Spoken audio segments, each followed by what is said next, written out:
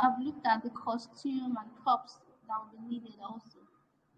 Okay. So halfway through, all I need to do is just sit down and put everything together.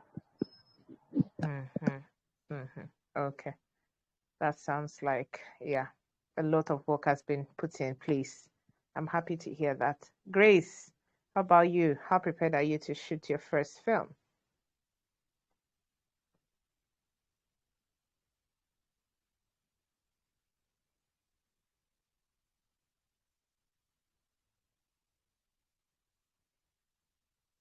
Grace, I'm not hearing you. Your mic is clear, but I'm not hearing you. So I'm prepared. I have a copy of my scripts, and I have some of my. I said I'm prepared. I have my scripts. I have my casts and location. I have that too. So I'm prepared. Okay. All right. Okay. So today we are going to be piecing together everything that we have been taught this past days into a film, what will finally become a film. All right, so let me just start sharing my screen. Can you see my screen? Let me know if you can see my screen. Yes, we can. Okay, so we are focusing on the basics of mobile film editing. And this is what we'll be covering in this class. Yes, can you see? Can you see? Can you see? Okay, this is what we'll be covering in this class, hopefully. We would have 2 hours, enough time to do this. So, number one, we'll be talking about my favorite mobile editing apps. I know that a lot of times whenever we talk about, film editing, a lot of people will be like, is it possible on your mobile device? Yes, it is very possible. 2, we'll be talking about cutting. Yes, there is no editing without cutting. It's just like, when you're editing your story, your poetry, and the rest. So basically, my mentor would say, your editing is just about cutting, removing things from it. So, if you see a wood carver, right, the wood carver will first cut out a part of the wood where he knows that he's going to be able to, shape and form what he wants to form. Then the next time you see him, all he's doing is, scraping, removing stuff, and creating his piece of work. So that's what editing is about. So we have the bulk, and then we start shaping and cutting and cutting and cutting. So cutting is very essential to editing. Number 3, we'll be talking about transitions. Is it necessary? Is it unnecessary? Where to use it? When to use it? And the rest, we'll be talking about it also. Then 4, filters. Yes, filters. I'm not talking about Snapchat filters now, because I know a lot of us use Snapchat and we all want to look, fine on screen and stuff. But when we're talking about filters, we're talking about filters that enhance your scenes, and some of these mobile apps have them. Then 5, music. Music. Yes, we started by talking about sound yesterday, how sound is important to your film. Today we'll be talking about where to get royalty-free music and the influence of music on your scenes. We'll try some out, and see the difference in music. Then I'll be giving you some bonus tips on cinematic dressing, credits, how to put your credits, and then the importance of B-rolls. Are we ready? If we are ready, let's make some noise so I can feel that energy. Out. Yes, we are. Okay. All right. So first on the list is my favorite mobile editing app. Let's begin. Can you recognize any of them on your screen? Can you recognize any of these apps on your screen? Yes, Inshot. Yeah. Can you recognize any of them? All right. Yeah. So only Inshot. Inshot.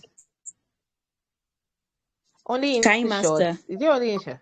Okay, you know KineMaster too. CapCut. Okay. Adobe Rush. Okay.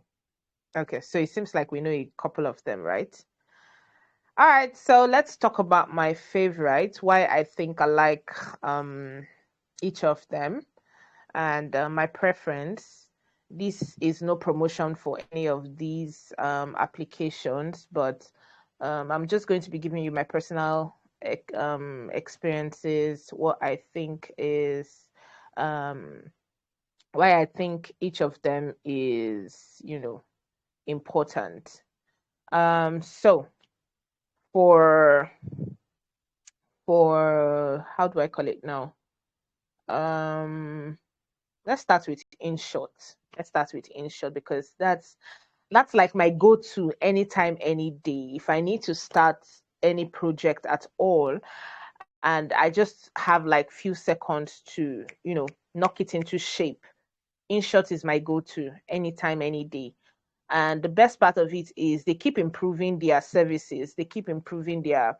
There was a time the highest of InShot's quality was 1080p, but today they have 4K. They can save on 4K, and today we know that we can shoot different on different phones today on 4K. For instance, my phone shoots on 4K, and most of the digital cameras out there, Red and the rest, I think it's only Red recently that they've created 6K, but most of those digital cameras out there shoot on 4K. So my phone can shoot on 4K. Most iPhones can shoot on 4K, and the best part is now if you need to edit, you don't need to drop the standard, the quality of your project, from 4K to 1080p, right? So that's why I love InShot. InShot gives me that opportunity to still retain the quality of my project. So if I shoot on 4K, I'm still going to edit and save on 4K. No quality lost.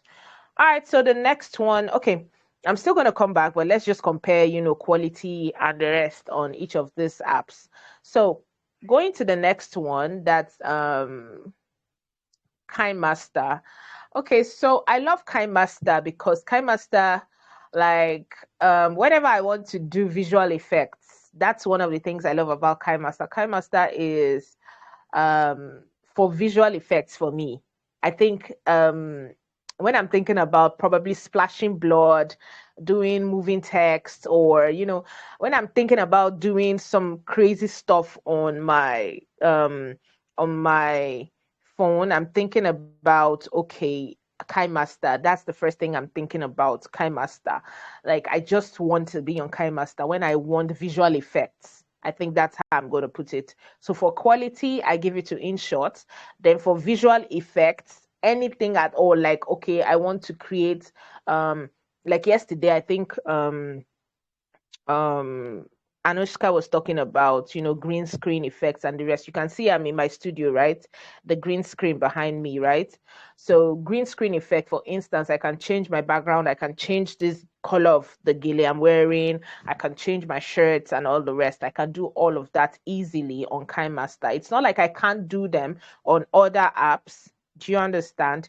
But the user experience for me is quality first on InShot, then visual effects on KineMaster. So let's compare quality. Now, the problem with KineMaster for me is when you want to save, if I've shot my project on 4K, I need to drop my quality. I think the highest for KineMaster at the moment is still 1080p. And they just recently increased it to 1080p, I think. So that's the drop for me. Although 1080p is not bad though, because a lot of in fact, I don't think anybody is concentrating on using, except you have like a huge bandwidth, like your data is impeccable, you're not scared of data or something. Probably an Indani TV, which I'm not sure. They also worry about 4K. Most of the public streaming today, like internet streaming, YouTube and the rest, nobody's worried about 4K.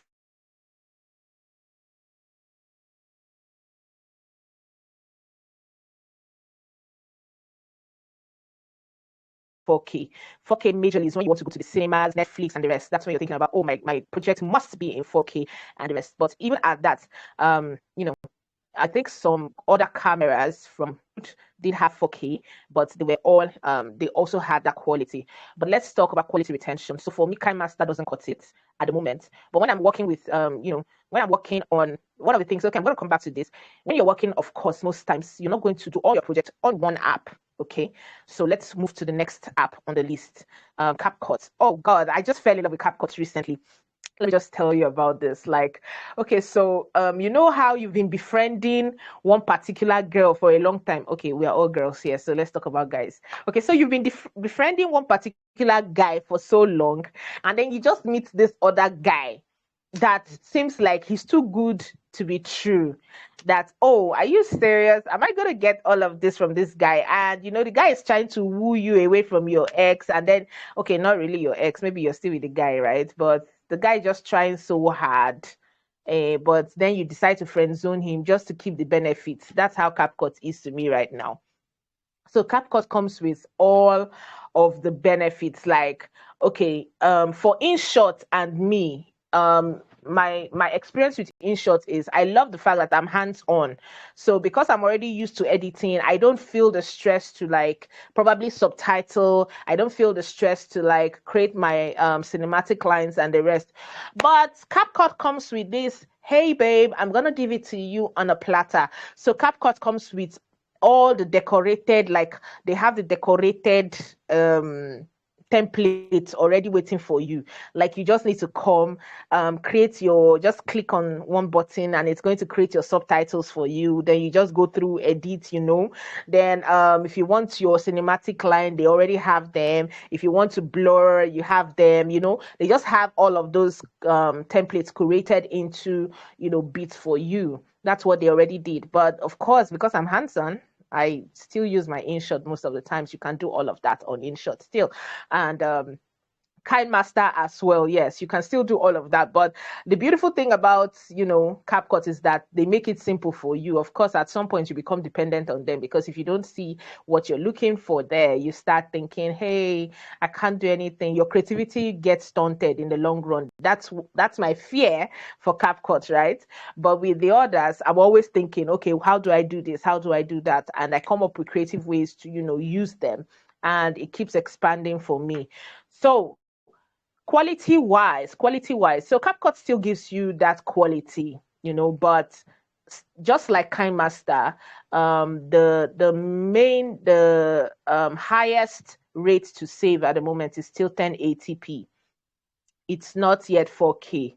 I don't know why they've not increased it. Like everybody's going 4K now. Why is CapCut, falling our hand? So I don't know why they've not increased it to 4K yet, but 1080p is the highest they are doing right now. So let's go to the next one on the list.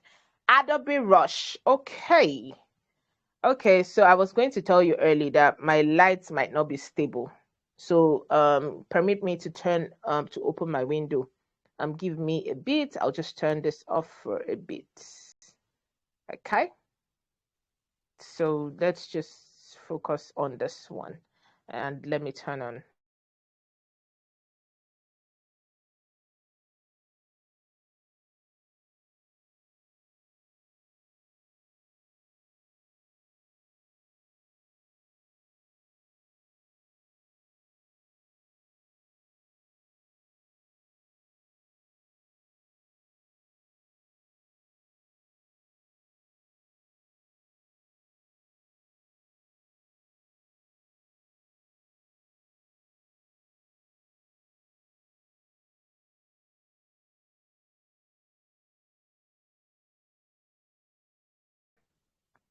Okay, I am back.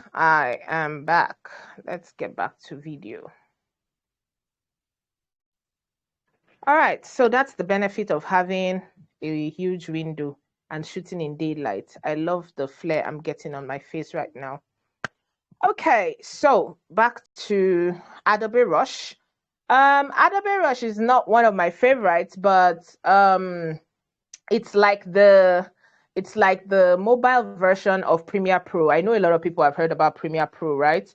The most common, the most popular editing software for a lot of editors, Premiere Pro. So Adobe Rush is the mobile version of Premiere Pro. So you get almost all of the benefits of Premiere Pro on Adobe Rush, and I think they have a paid version too for you to be able to access most of the other features. So if you have seen Premiere Pro, or probably you're used to Premiere Pro, you can try it out.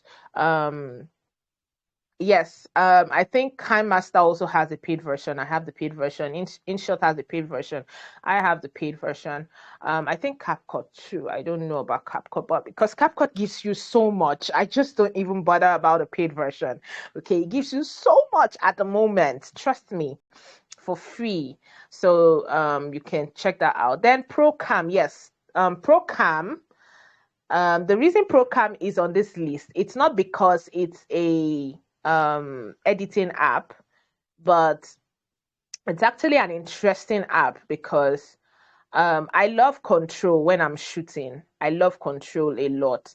And one of the reasons a lot of people have not yet delved into mobile filmmaking is because they feel like, hey, I don't have control. Most of these phones are just point and shoot. Like the phone doesn't give you so much control. You just, click, and then whatever the camera wants to do, that's what the camera will keep doing, and the rest. That's why a lot of people don't want to go into mobile editing, mobile shoots. But being that this is what I do for a living, hey, I have to research. So I came across ProCam. Yesterday I mentioned open camera, right? So open camera is like the basic for you who is starting to shoot. You just want to learn your camera, you want to learn your settings and the rest. So open camera gives you, the benefit of learning your phone. So it's not just the normal camera, your phone camera, the one that comes with your, the generic one, the one that comes with your phone, that you just point and shoot. So open camera allows you to control your ISO, your exposure, the kind of light. When I talk about exposure, when I talk about ISO, basically the kind of lighting. Like, do I want my space to be so dark or so light? So if you choose that kind of if you've chosen the kind of light you want for your scene, all you need to do is lock it so that it does not change. Okay. So you still have some other benefits there. For instance, you can change your scene. Right now, you can see a bit of warm. Okay, take a look at this. Can you see my light is fluctuating? Can you see? If I go close, you can see warmth around my face now, right? But when I move back, look at it changes. Can you see? So I have warmth. Okay, now I have warmth on my face. Now it gets cold. Look at it gets cold, right? So there are changes on the lighting of my on my face. That's what the generic camera does. Like, look at this. Look at this. So you see the changes that come with having natural light and using your generic camera. Look at, you see the changes in the light.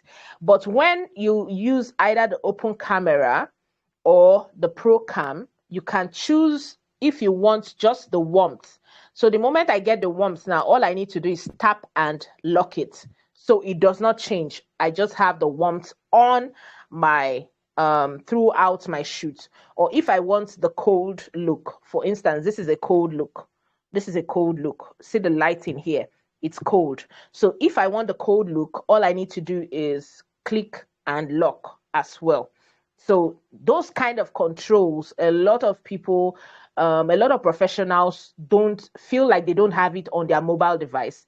That's why they don't dabble into mobile filmmaking. So for you right now, you have the benefit of learning it. Oh, my light is back. So let me just connect my ring light again. Okay. Or do you prefer, let me hear you, do you prefer the natural light or the artificial light? Which one should I continue with? If anybody is following me, let me hear your voices. Natural light. So you Natural light. Yeah. Okay. All right. So we just continue. All right. So So the control is what keeps me glued to Procam. So Procam is, like the name explains, professional camera. Professional camera. Yes, I love it. I love it. I love it because of the control. Like, it gives me a lot of control, and control is what every filmmaker wants. So I have this vision in my head, and I don't want my camera spoiling the vision. You can have that control via your open camera, All right, so via your Procam, via your open camera. Of course, open camera for me, I would call it basic. It's very basic, so you can start with it. Just go check open camera if you're not using an iPhone. I think they also have for iPhones too, just in case you want to try out an app for your camera. If you have an iPhone, try the open camera too. And for Android users, we don't have the luxury that iPhones have. With their I think most of the iPhones are configured to be able to lock exposure and the rest on their videos. So you don't have that luxury. They have slow motion. They have, I think they have the hyperlink or something. They have slow motion. They have, so all of those things that you're looking for from the iPhone, you have it on these, you can get them on this app, the Procam, the open camera. That is the control. Do you understand? That is the control you get. That's why I love the Procam. Like, every single thing you're looking for, controlling your exposure, getting your slow-mo, getting the hyperlapse, getting anything you're thinking about getting, it gives you that control. So it's the control for me. That's why it had to be on the list. Okay, it's not an editing app, but because it is for professionals and you're thinking about how to maximize your mobile camera, it gives you that control. So go explore it. Go and explore it. Just keep trying things out and you'll see the one that works best for you. Okay, so let's move on to the next one on our agenda today. Cutting. Okay. Why do we cut? Where and how can we cut? Let's start from here. Cutting. Yes, cutting, like I said before, is part of editing. It is the bedrock of editing. So why should we cut in the first place? Can anybody tell me why we should cut in the first place? Let me know I'm not talking to myself. I'm tired of hearing my voice. Can somebody tell me why we cut? Yeah, for me, I think we need to cut. Okay. Yeah, for me, I think we need to cut so that we can remove the excess scenes, the mistakes made on set, to make corrections, and then to arrange our scenes. All is good. All is good. Okay. Okay. That's lovely. That's lovely. Anybody has a different idea why we cut? Why we have to cut? Basically, like, why should we cut? Is it necessary to cut? Okay, so yes, Mercy was right. We need to cut to remove excesses, to make corrections, to arrange our scenes and the rest. Yes. But there are also reasons why we cut sometimes for aesthetic purposes. Sometimes I just want to cut for aesthetic purpose. Like, what do I mean? Okay, so I'm talking and I'm not liking, like, okay, I'm just talking and talking and talking and talking and talking right now. And you're seeing my face and I'm just thinking, why are they seeing our face too much, Safe? What's that? So I just cut and remove me from the screen and I put Mercy here, but you're still hearing my voice, right? So I just cut for aesthetic purpose. I just want to, change it up, give you a different feel, give you a different flair. At this point, I want us to watch something, different types of cuts. Okay? Can you still see my screen? Yes, Can everybody still see my screen? Okay, so let's watch something and enjoy. Oh, is it flipped in your end too? Did it flip? It seems like it flipped. Okay. Hi, you're watching the DC channel. Let's talk about montage. You probably already know that great footage is uber important. But at the end of the day, montage is what makes a great video. It defines the way you tell your story. Will it be crazy dynamic and full of action? Or will you keep your viewers in suspense until the very closure? That entirely depends on your editing style. In this video, we'll step away from our traditional genre of tutorials because we want to show you something different. we'll talk about the types of video cuts every creator should try in order to find their own style. So, today it's not about the VSDC software because you'll be able to apply this knowledge using just any video editor, as long as you understand the art of a good cut. Are you ready? Let's see what types of cuts video makers use, and let's talk about when you should use each of them. We'll start with the basic type of a video cut called standard shot. This is exactly what it sounds like. Scenes just quickly change, and on the timeline it looks like one video shot docked to another.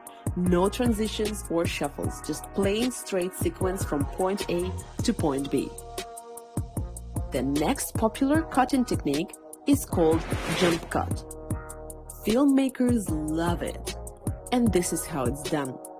Jump cut means that a single continuous shot with not too much action is being cut into multiple pieces and a few frames get removed. That creates an effect of jumping forwards in time, hence the name of the technique. It's a perfect way to shorten the video when it's needed, but most importantly, it adds unique dynamics. This is what the process looks like on the timeline. You take a single video shot and cut out several frames from different places in time. Then you put together whatever's left. Let's move on to J-cut. Which contaminates the air above ground. That's how it works. Well, how long do we have to wait? J-cut is the best way to create a transition from one scene to another. This is how it looks. The air above ground. That's how it works. Well, Notice what we did here? Wait until it's safe. Depends on proximity to the closest blast. You can hear the sound of the second scene way before you actually see it. I'm tired of safe. I just want to do something useful with my That little trick is how you understand that the picture is about to change, and so is the mood of the scene. Which brings us to L-cut. Retain even in L-cut opposition. is basically the J-cut performed backwards. You still hear the sound from the first scene, even though the scene itself has already changed.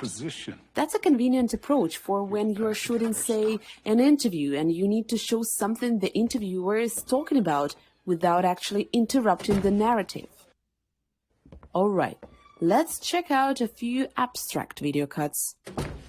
The first one is called cut on action. Again, that's exactly what it sounds like. When the action starts in a video, you cut from one shot to another to show a different view of the same ongoing action. That's a great way to create an engaging video and maintain the viewer's attention to the action happening on the screen.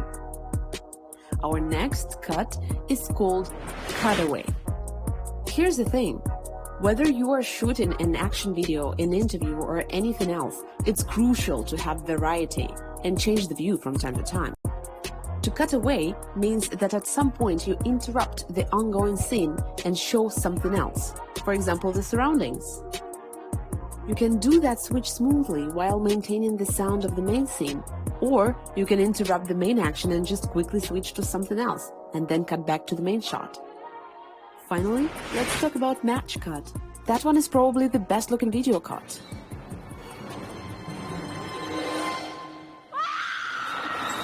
It depends heavily on the operator's talent and how well and precise they shoot a scene. The idea behind the match cut is quite simple. It's a cut from one shot to another where the composition of the two shots is matched by the action or a subject. For instance, a jumping person or a flying object can be those matching points for the cut. And it's time to wrap it up.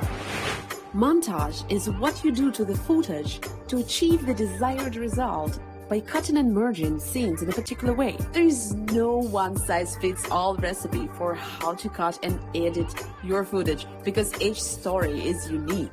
It's up to you to find the best way to tell your story and choose the right approach to editing your video. Okay, we're back. So, did we learn one or two things from there? Can anybody tell me what they noticed, what they learned, what they will be trying out?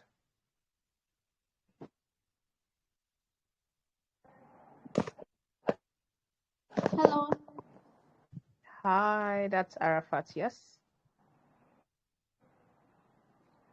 The video was quite, and I learned a lot. Okay. And I think I'll be trying out the match cuts because it looks interesting. You have to continue from one place, and also and I like the transition when it comes to the jump cut to the transition level. Then you have to transit from one scene to another with that and all. So I think those are the major shots I'll be trying. And then montage, definitely. Montage. Okay.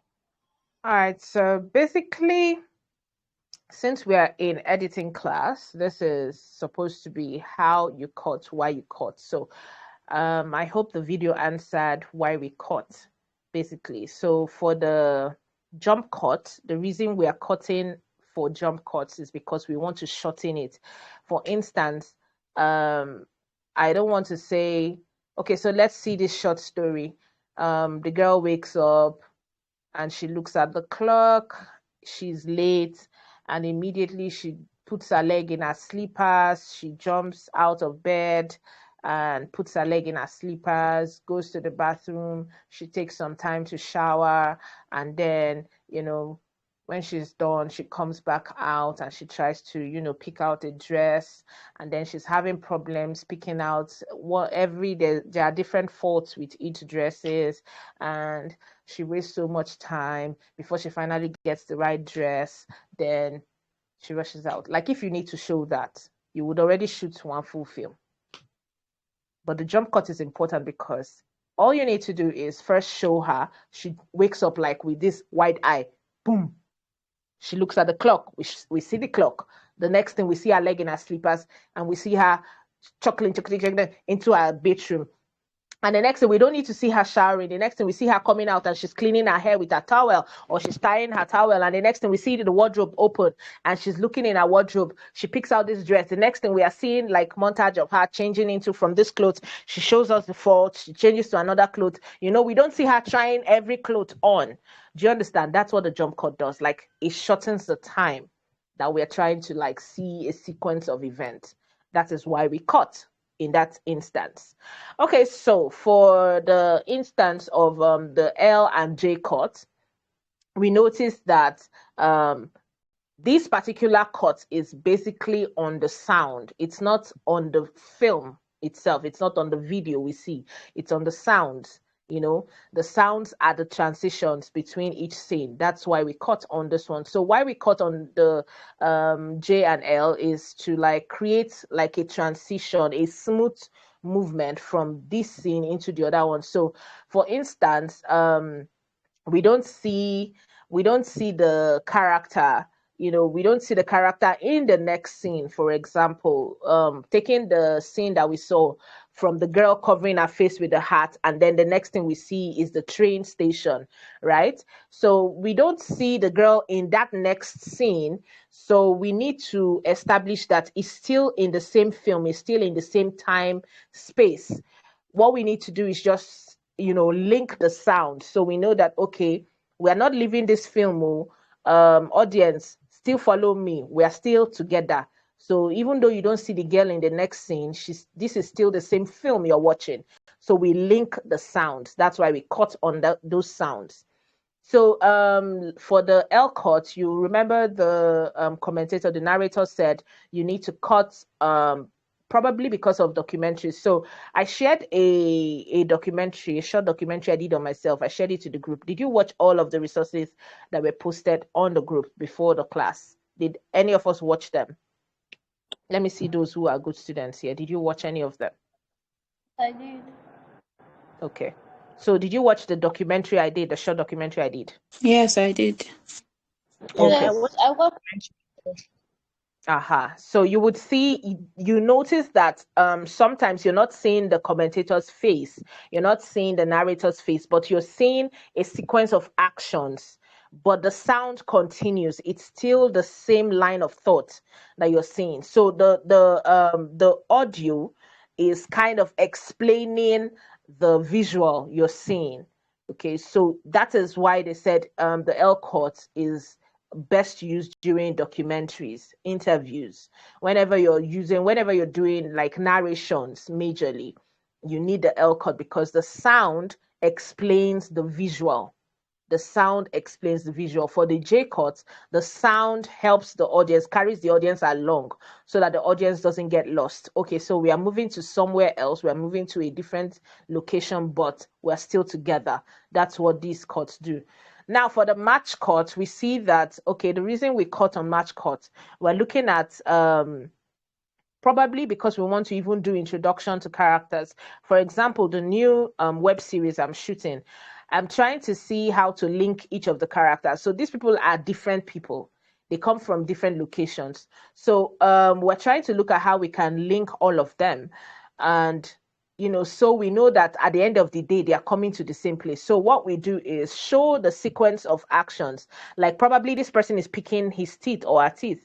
And then the next by the time the next scene comes in, it's fading into this other scene, it's dissolving into the previous scene. Maybe the lady is just removing lollipop from her mouth. Do you understand? So we're just trying to link incidents, or like it's just for aesthetic purpose. For me, I think the match cut is for aesthetic purpose, just to, you know, because it still tells the story. It still tells the story any way you want to tell the story. So majorly all drama scenes, like Nollywood drama, Netflix drama, all of the Ebony Live, all these other ones you watch, most of them use the standard shot, the standard cutting. You know, like they just shoot this scene, and then when they are done, the characters are done talking, they move to another scene. You know, there is no jump or move, or, you know, they just finish from this scene, the next scene follows, you know, like that. That's the standard. Okay, so you who is just starting, you might decide to go with the standard and then maybe try out the other shots for aesthetic purposes, just to see which one works for you, right? So the standard is interesting because it just, for instance, we're having like a dialogue scene. Mama, I am hungry. Oh, my son, go to the kitchen and go and pick the food and eat. I have covered your food there. It's normal for us to see that the next scene is the kitchen, where the boy goes, oh, Mama, thank you. My food is ready. And he carries his food. Do you understand? We've already linked it in our dialogue. We've already linked it in whatever, you know, showed it. Then we see the kitchen. So it's normal. That's a normal standard cut. So when you finish from this scene, we see the next scene, we see the next scene, we see the next scene. That's standard. So it depends on you. Like the narrator said, it depends on your creativity. What do you want to show? So Mercy said something earlier, which I want us to take note of. When you're shooting your, when you are on location, normally, when you are on location, your director, the facilitator that took you directing and cinematography class told you that you would normally shoot close to 1,000, you know, shots before you get the original shot, the right shot, the kind of shot you need, right? And it's beautiful to actually have varieties, you know, try out every kind of shot that you can think about. Where can you shoot this from? How can you shoot this, you know, till you get, you know, variety. There is no one shot fits all. By the time you're editing, you get to see like, okay, this one fits more into this story than this one. Probably in your mind, even in your shots list, you probably have a wide shot, but by the time you try out the close-up shot fits more, you know, than the shot you previously had on your shots list. Well, because you've taken the shots, you have it, you know. So when you're shooting normally on location, you might have some excesses. For instance, by the time you call your shot, like, hey, and silence on set, everybody, and action. By the time you do the action, it is that period when you said action that your actor will now sneeze. Action! Instead of your actor to go, yes, I am so angry at you right now. That is the line you gave your actor. But your actor did not do, yes, I am so angry at you. Immediately you said action. Your actor sneezed first. It's either you choose to keep the sneeze if it works with your scene or not. But if you don't choose to keep the sneeze, you have to cut it out. So some excesses need to be cut out during editing. Okay. So that said, if you have any question, ask me now before we move to the next one. The next on our line is transitions. Transitions. The cinematic use of transitions. Are we still here? Are we still together?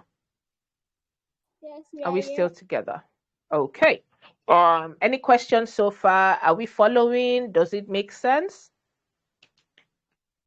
Any confusion? Please ask questions so we'll be able to,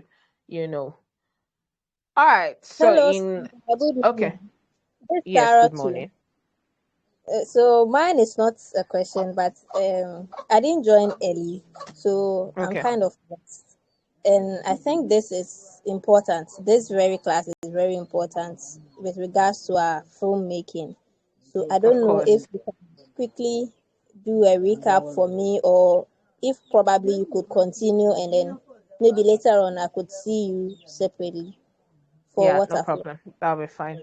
That'll be fine. And Okay. we'll still have the replay. The class is being Okay, recorded. So okay, we would have the okay. replay, of course. Yeah, you're welcome.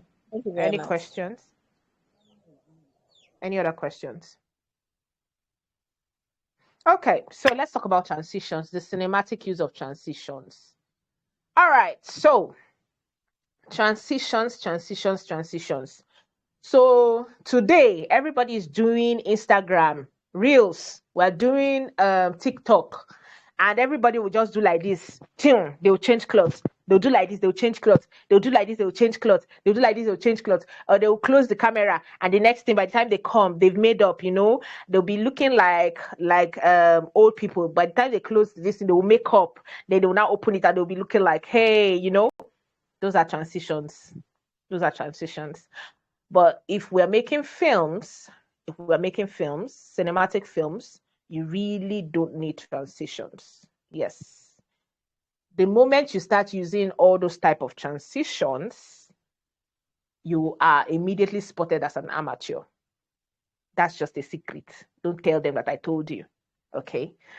So the moment anybody sees you, watches your film and you start using post, yes, let me underline this, in your post-production. You start using transitions in your post-production. Then you are seen as an amateur. So how do I mean? Now, I know that a lot of stories, there are different kinds of stories, For instance, I think Arafat wants to try the match cut. So except it is extremely important to your story, for example, there are things that I expect when I'm watching a comedy. For example, let's take that for example. If I'm watching a comedy, I'm expecting to see a lot of colors. I'm expecting to see a lot of splash. Then you can use some transitions in there, because you're trying to exaggerate things. Comedy is an exaggeration of life. Like you're trying to make things look bigger than they are in real life, you're trying to match this experience with another, heighten our what's that chemical that makes us feel very happy? Is it what do they call it again? There is that adrenaline ahead, that adrenaline rush. You want to really make the audience, you want to tap into that energy that the audience is, feeling. You want to heighten it. So I can expect, a lot of transitions from your from a comedy. But when I'm watching a tragedy, I don't intend to see transitions. What I intend to see more of are slow motions. Can anybody tell me why I choose these two areas, the difference in comedy and the difference in why I choose transitions in comedy and slow motions in tragedy? Can anybody tell me why it's going to be important as an editor? If you want to see, if I'm watching a tragedy, why I want to see more of slow motions in tragedy, and why I want to see transitions, a lot of exaggerations in comedy.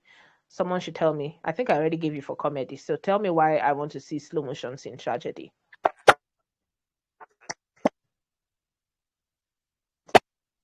Let me try. For me, For Okay. tragedy, slow motion. I think the reason why we use like slow mo for tragedy is to forget emotions, because we really want to like connect. Okay. Did I lose Arafat there? I didn't hear So Arafat. okay, can you hear me now? Yes, I can hear you now. Oh, I lost Arafat again. Okay, so Grace, you were going to say something. Arafat, please work on the Okay, I said network the so I reason can. why we use slow Okay. mo for tragedy is I don't know what's happening to Arafat's network. I can't hear her, and she's out. She's out again. Okay, so Grace, Grace, tell me what you wanted to say about why I need to see a lot of slow motions.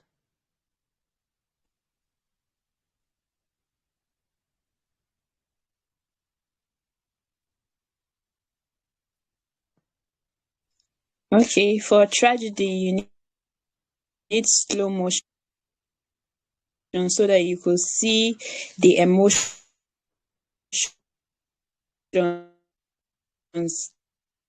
that the actor is showing or portraying. Okay. For example, maybe the person is crying, need to see the slow motion of how the tears is coming, or if it's the person is sad, you get to see how the person's face is. The transition has to be slow so that you see every detail of it. Okay. Mercy, do you have anything different to say? Yes, what I wanted to say is that we have a lot of slow mo while shooting a tragedy thing because we want to want our audience to feel the emotion of it. Like we want the emotion of the people to sink into the audience for them to feel it. Yeah. Okay. All right. So we are all right. Is Cynthia on this call? I've not heard Cynthia's voice. Yes, here I was about speaking. Okay. So I think why we use slow-mo for tragedies mostly to evoke emotion, like for the audience to really feel the impact of what is going on in that scene. And it's even more powerful when a certain kind of music is added to it. So we really feel the emotion going on in the scene. Yeah, you're right. Okay, so we are all right. We're all right. Okay, so we need to evoke emotions, of course, as an editor. So the director's work ends on the location. When the director is done calling the shots, he has created what he wants to create. He has created the raw materials for the editor. The editor, you are also a storyteller. So it is at your desk or on your desk that the magic becomes real. Okay? So whatever they've created on the location, when it comes down to your table, you can either make it or mar it. And it's beautiful when, as an editor, you know when to add what, when to remove what, when to slow down what, when to fast pace what. Okay? So when you're watching a footage, when you read a script, what emotions does the script convey? Is it a happy feeling? So if it's happy, of course, when you're watching a dance film, you see that they heighten it. They go like ta ta ta ta ta ta ta ta ta ta ta ta ta. Before you are done catching this thing, you see the girl's leg. The girl's leg moves like this. Before you know it, you see the guy's back. You see this. Before you know, they are taking you on this journey. Like your heart keeps panting, like you're going high, high, high, high, high, high, high, and then they drop you. That is the emotion. That is when you're, as an editor, you now understand your power, you understand what you're supposed to do. So the director might not have shot it like that, but as an editor, it falls on your lap to be able to connect these shots, to know that, okay, here I want the pace to be faster. I want to go fast. So yes, I might use a bit of transitions. I want to see, you know, her leg move into his leg. I want this, I want to see this, I want to see that. So it's up to you as the editor to do that. For tragedy, then you come to the tragedy and you hear, okay, the director shot this scene now and the director is gone and the director only did like, okay, DOP, when she starts crying, zoom into her face. I just want to see her face. I want to see that expression there. As the editor, it is your duty to look at that scene, and maybe the director slowed it down for like 7 seconds. It is with your discretion now, you decide, can I slow it down till about 12 more seconds? You know, and even add like a black and white to it, you know, a monotone, like to give it another feel, to draw the audience in. You know, when you draw all the color, when you drain the color, for instance, you're watching a colored film and then this person just starts crying and then the editor drains the color from the scene. What does that tell you? Like the scene is so slow. We're seeing this lady, like the pain, you hold the pain for a little longer and then still drain the color out of that scene. What are you saying? What are you saying as an editor? Can somebody tell me? If you are watching that kind of scene now and you are slowing it down even 7 seconds longer than it was shot, and then you drain the color from the scene, you know, I'm not talking about the shots now. I'm talking about you as the editor, what you are creating on the last, like at the final part of your of the creation of that film. What will that signify? What would that signify if I was watching that scene right there and I'm seeing like tears, slow motion, and then the colors drain. There is this color out of the picture. What would that tell you? If you're an audience, if you're watching it, what would you feel? Can somebody tell me? I think that sort of depicts tragedy and hopelessness. Yes. Like when you even drain the color, you're already telling them that, in fact, everything don't die. Pafuka, no more hope. Hey, this person will suffer till their eternity, you know, and the audience is forced to pay attention. The audience is forced to pay attention. If they were not paying attention before, you know, the moment you take the color out of it, and that only comes, the director will not tell you, please take the color out of it. That is you as an editor deciding that, okay, I want to pull my audience's attention. I want them to pay attention to this particular scene. So you have gotten the attention and you've gotten the emotion. So it is up to you now to think about it. So you don't need to do all those transitions that we're having on you know, on Instagram, you know, dance, and we change it, boom, boom, boom, boom, boom, boom, boom, boom, boom, boom, and we are changing clothes. No, we don't need to see that in your production of a film for us to know that, hey, good editing was done in your film. Okay, what we need to see is how do you tell the story through your cuts and through the emotion, through the mood, through the timing. So pace and timing are also important. The pace of a scene. Sometimes I watch a scene and I'm like, this scene is dragging now. They should change it already. Do you understand? It's you as an editor when you're watching it. Why is that scene dragging? For example, I don't need to see them say, hey, mama, my daughter, hey, mama, I want to go and make my hair. Will you go and make your hair? Is it Mama Nkechi that will make your hair? Mama, I'm still thinking about it too, because, you know, the last time Mama Nkechi made my hair started to pain me. I had boil on my hair. That scene is dragging. In fact, I would just get pissed at you. I don't want to see it. I don't want to see it. It's going to be boring. It's going to be boring. That scene is dragging. So it's you as an editor to like, hey, Mama, I want to go and make my hair. Okay, is it Mama Nkechi's place? Probably, or whatever. Maybe the scene is still going on and you cut it down. Then we are seeing the person in Mama Nkechi's place making her hair, or some other person's place or something. You can decide to even play the next scene into that scene, and we are only hearing the conversation that was ongoing, but we don't need to see that scene for longer because there is nothing happening in that scene. How is that scene moving forward? How is it moving your story forward? If it's not moving your story forward, I don't want to see it. If it's not going to move the story forward, don't add it. Don't add it. It's the same way when we are cutting our stories. When you look at this thing, if you give me a script, if I read your script, the reason I did not open any of your scripts is because, hey, I'm like, okay, we called another facilitator to come and touch your scripts. That's why I didn't open it. Because if I'm supposed to read your scripts, some of you will not like me today because I'll be so brutal with you.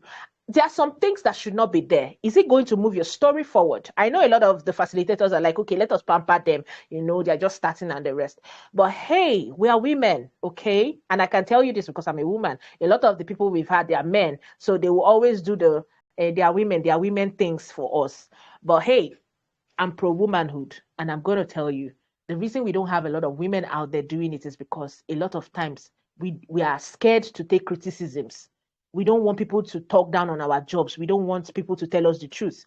We want to be pampered, right? But the men are out there doing the job. They're not being pampered.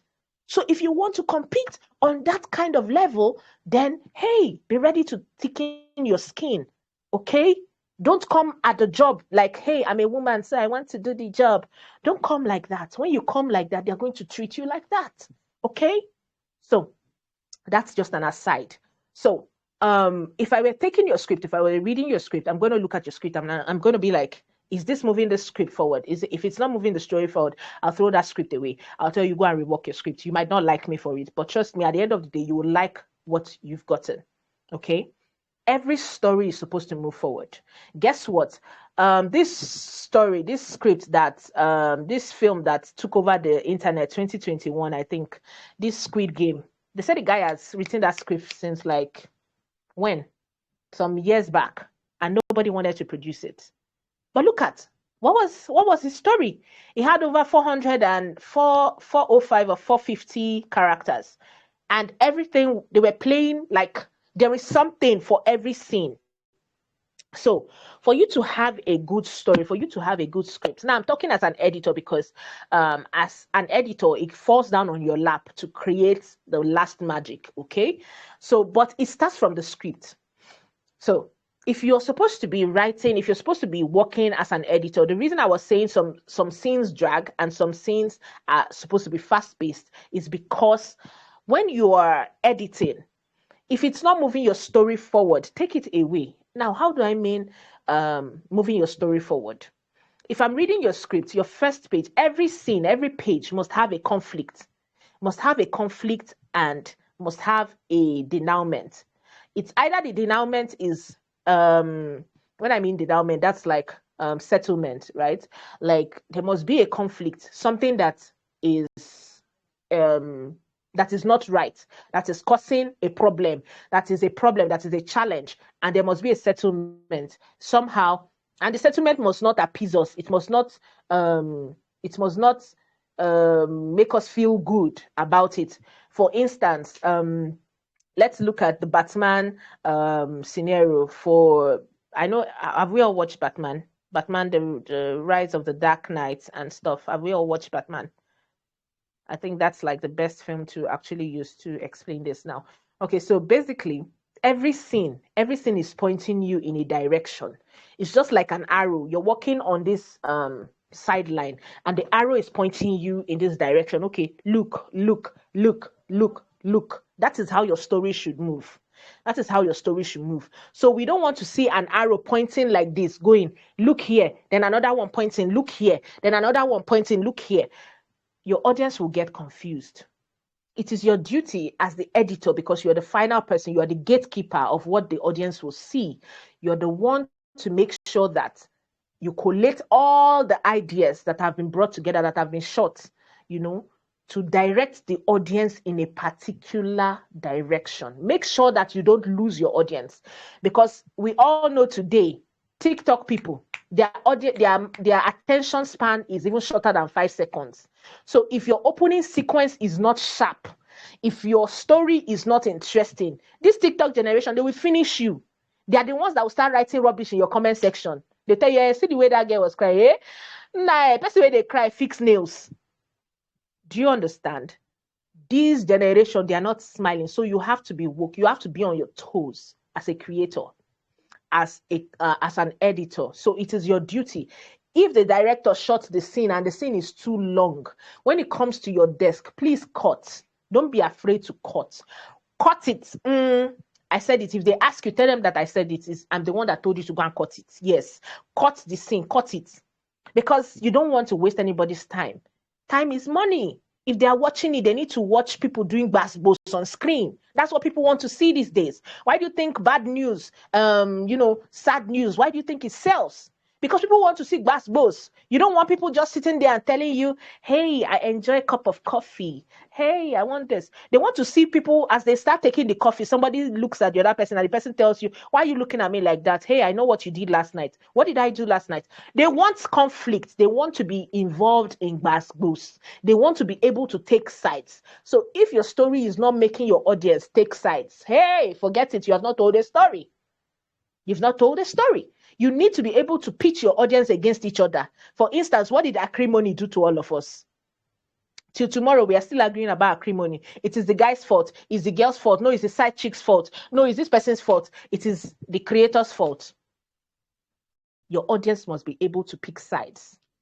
If you watch all of the best movies, Titanic, The Black Knight, Batman, The Dark Knight Rises, if you listen to Joker's argument, Joker has one of the best arguments ever in the history of dialogue. Take your time, go back and watch Dark Knight. Like, I almost wanted to turn them to, against each other. Like, no, Batman should not be the good guy. Batman should be the bad guy now. Joker had one of the best arguments in the history of dialogues. Go and watch it. Watch it again. Take note. Listen to what Joker was saying. Like he was right, almost right about human psychology. Every single thing he was saying, he was right. But then, our moral compass, because Batman is the upholder of moral values and the rest. So Batman was like, no, we still have some morals. We need to do this. But watch that film. Take your time. If after this class, go and watch it again. If you can get the film to watch, take your time. Watch every scene. There is an argument for every scene. There is an argument for every scene. There's an argument in every scene. The scene is moving. The film, every scene moves the film forward. You as an editor, it is your duty to move the scene forward with your argument, with your scene arrangement, with your transition. So we don't need to see all those what do they call it? We don't need to see all those flamboyant transitions, but we need to see how your scene progresses from this argument to the next argument to the next argument to the next argument. That's what we need to see. Okay? Any questions so far? Have I confused a lot of us? Are we confused? Do I need to explain anything further? Can I move forward? Let me see if you're still following me. Are there still people on this call? Can you let me hear your voices? Yes.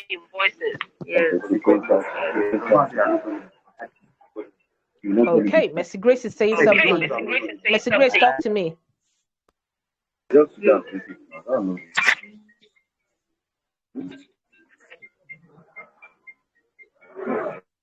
I'm not hearing you. I'm following you.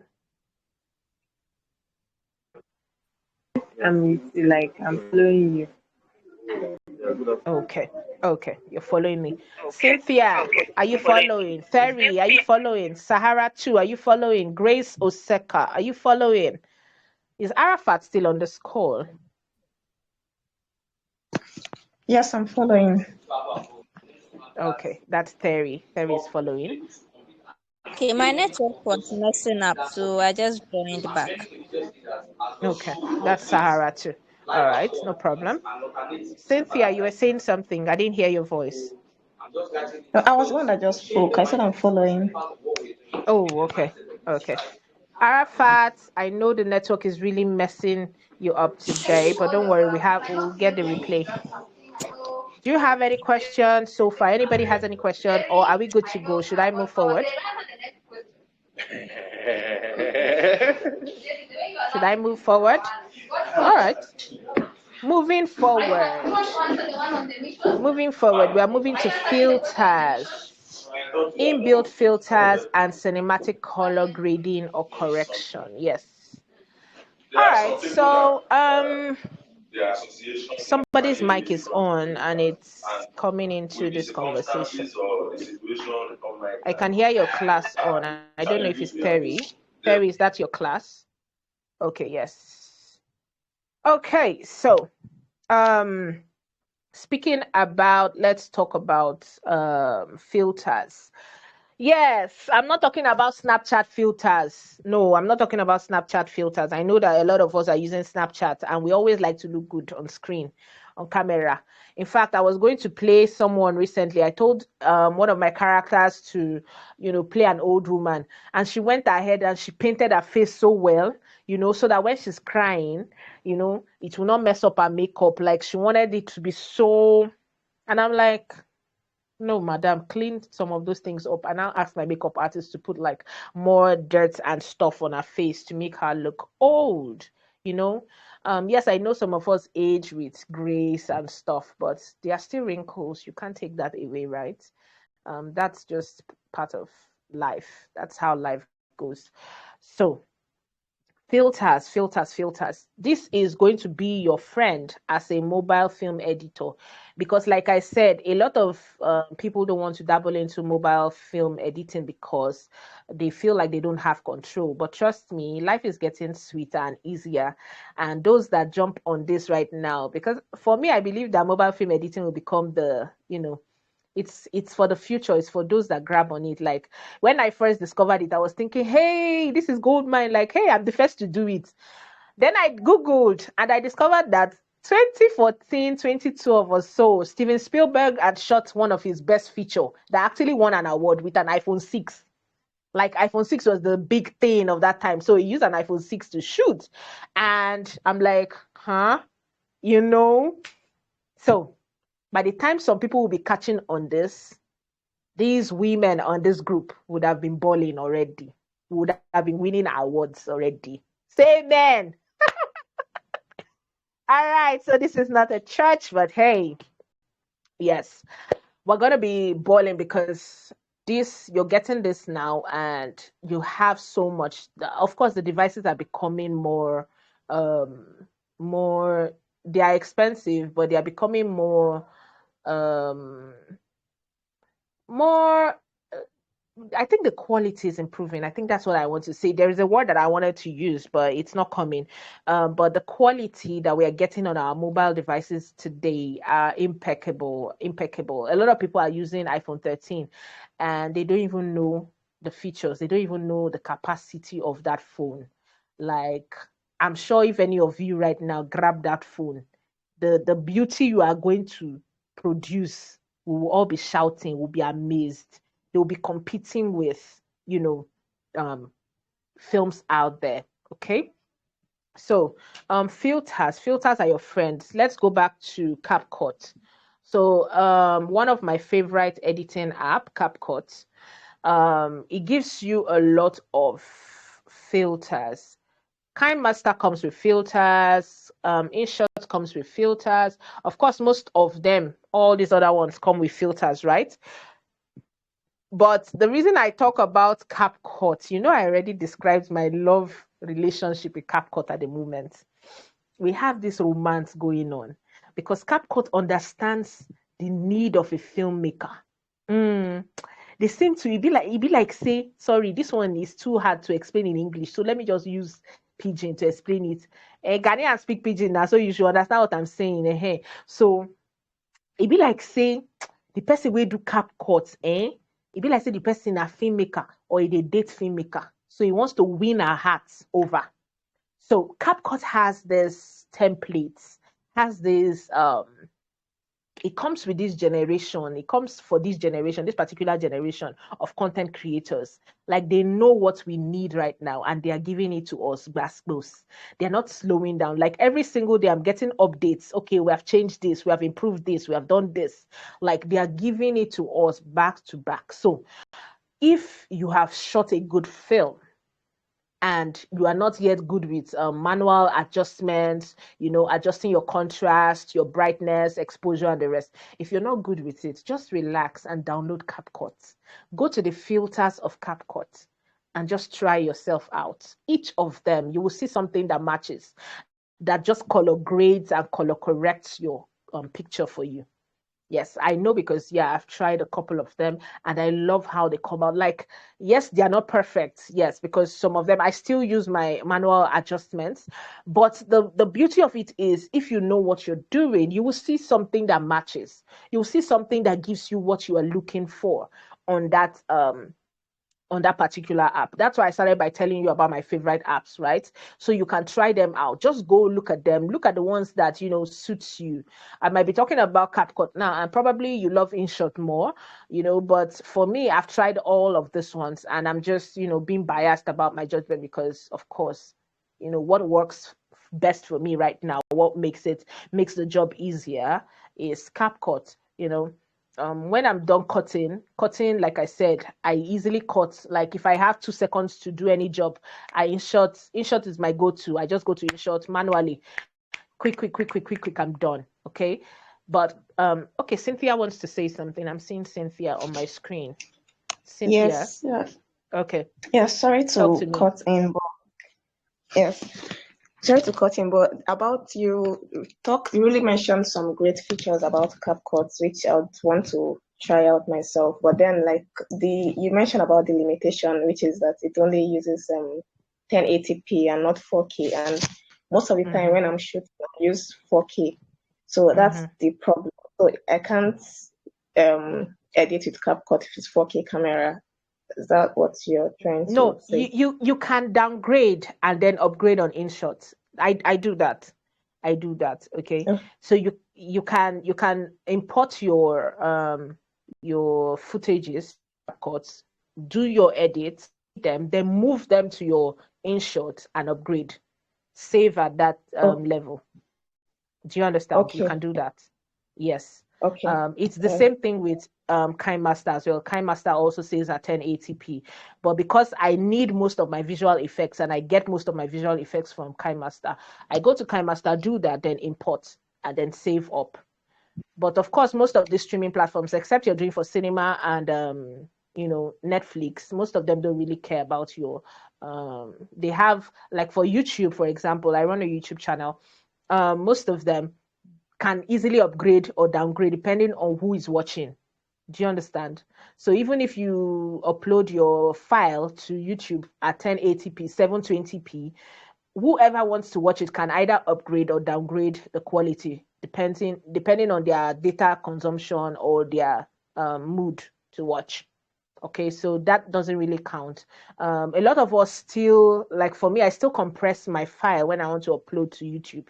I don't know if I will talk about that later, but if you remember, ask me, when I'm done talking about, how to, because presently the new generation of filmmakers, except you are thinking about going to use Alaba market, Onisha markets, distributors, and the rest. Right now, online is our platform. Online is our major distribution hub. Okay, you distribute, you get your advert, you do your promotion via social media and get your audience, direct your audience to your traffic on your YouTube or Vimeo or any other distribution platform. This is not an advert or promotion for them. I'm just talking about the most popular ones that come to head right now. Okay, so new generation filmmakers, that is your go-to. Promotion, social media, distribution, direct your traffic from your promotion to either your YouTube channel or your Vimeo channel, or so that's basically it. And most of them don't care whether you shoot on 4K or not. All they want to see is good quality, non-shaky shots, no dirty sound, Those are the most important things. Your visual is clear, beautiful, attractive. Your sound is sweet, audible. They can hear everything your characters are saying. They don't have to do like this to hear. And your what else? Yeah, clear, crisp. That's what they want. That's what they care about. And and of course your story is engaging. If it's engaging, why not? They want to argue in your comment section now. They want to tell you why this character did what this character did. That's what they really want to do. So give them that opportunity to argue, to talk. Okay. So back to filters. Like I was saying, my go-to is CapCut because it makes it easy for today's generation of content creators. But if you're used to manual like I am, well, feel free to explore any other, to get the film look that you need. But majorly, every film has its look. Every film has its look. So at this point, let's take a look at some of my films, my favorite films. Let's go to Ndani first. I like Ndani TV. So they have this new, who is following this one? Love Like This. Who is following this series? Ndani series. Can you take a look at the look? I want you to look at what is being seen on screen. Can you see the gradient, the colors? Can you see how fluid it looks? Can you take note of the shots? Are you seeing what I'm seeing? Can everybody see my screen? I'm not hearing you guys, so I'm feeling like I'm the only one here. Yes, I can see it. Okay. All right. So I want you to take a look at the film look.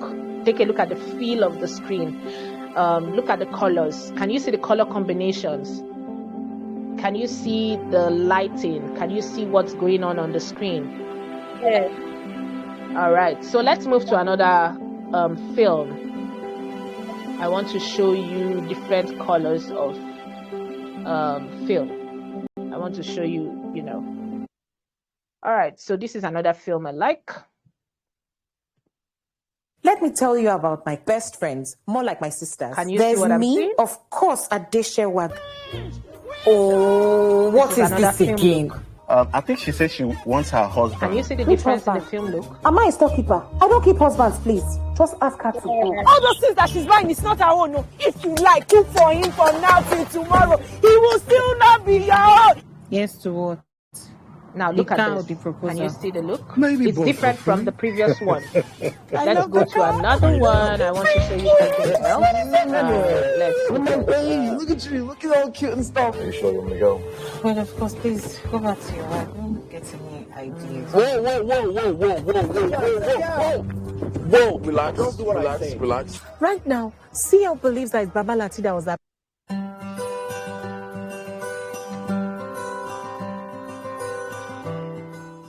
Tomorrow is the annual primary school essay competition.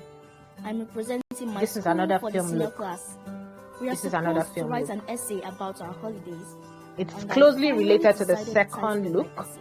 but it is not the Surviving same. summer. There are different colors at play here.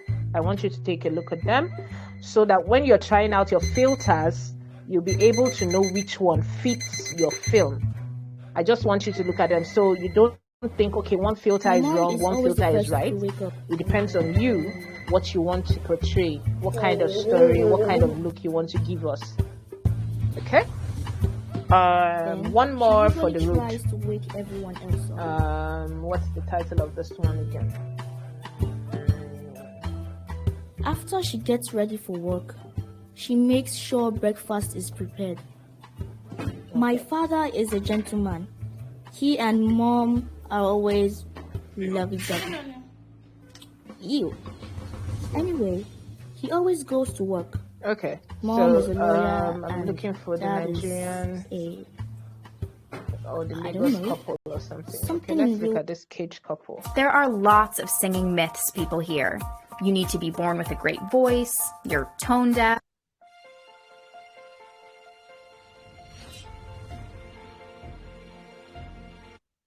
If it makes you feel any better, she's heading to Owerri pretty soon. Okay.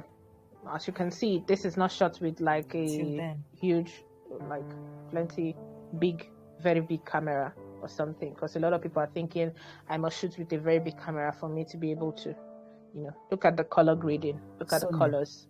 Can you see the colors? This decision is really surprising. All right, so how can you say you don't want to get married? There is this other one. Okay, skinny girl in transit. I have never seen such a thing before. Let's see, skinny girl in transit. And okay. So these are different film looks, different filters that you can try out to get the look you want. These are different looks. Look at her leg. You can see that it's darker than, look at. Then you start to see the color, because some colors are popping more than others and the rest. So that is. Help me tie the gele down, Abby. Mommy, no problem. The blue one. Please. The blue one. This is a look. Nice. But it's just that the shade is not that bright.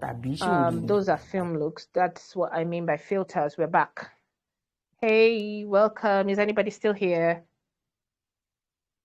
Any questions about film look? Do you have an idea of what your film look will be like? Have you thought about what you would like to make your film look like? Oh, yes, there is one more. Let me see. Man of Our Dreams. I think they have, yes, they have a different film look. They have a different film look. I want you to see this one. I want you to see this one. I like the color grading here. I like the color grading in this film. Like every color pops. Take a look at this. Do you think I'm going to get that promotion instead of that idiot? Are we released every color pops. Okay, yes, you are. And then you are going to fire his misogynistic ass. Have I told you that I love the fact that you're a feminist? Only about 15 times a day. Wreck me. You see her? Did you hear that? You see what I'm saying? Hey, this my friend is mad. And the color comes back here. So the dreamy, normally when you're seeing dreamy things, they always make the dreamy things stay there. There you have it. Another night of Mommy Water video vixen behavior. Which are you recording to this stream for? So these are different film looks. I'm back. Anybody still here with me? Is there anybody still on this call? Are people still on this call? Yes. Yeah. Are we enjoying ourselves? Should we call the class off already? Are we done? Are we good? Can we go now?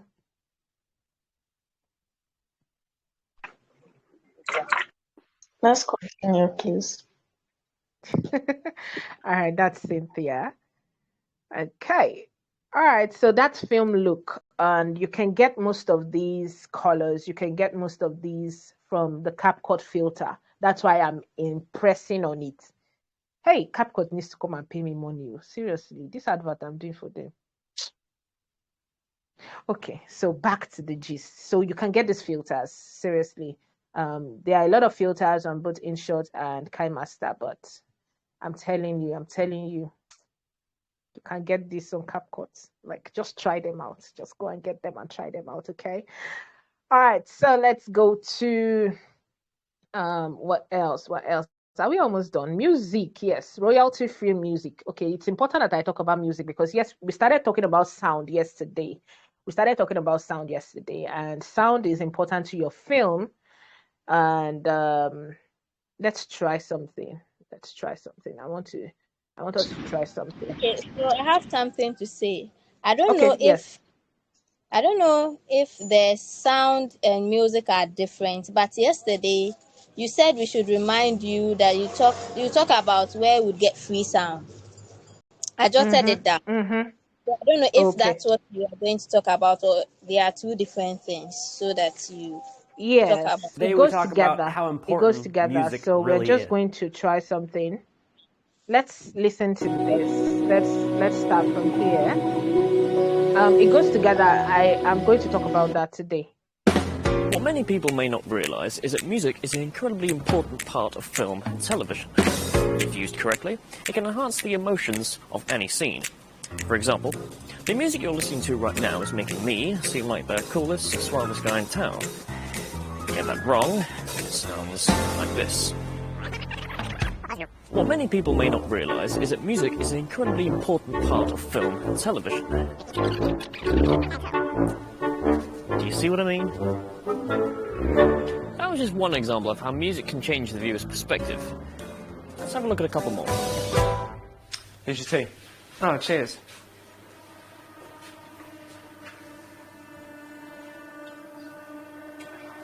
Did you put sugar in this? Yeah, I did.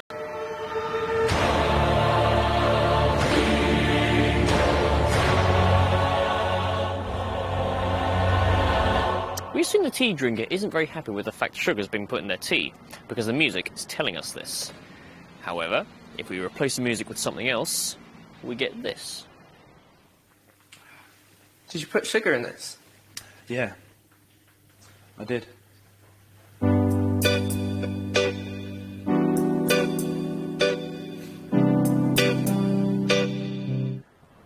Looks like the sugar wasn't so sinister after all. Let's have a look at another one.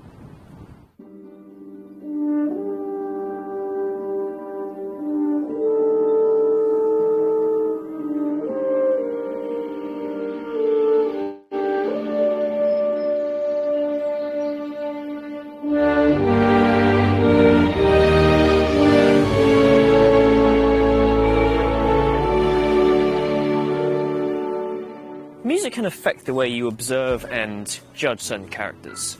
The man we just saw seemed like a hero or some sort of leader.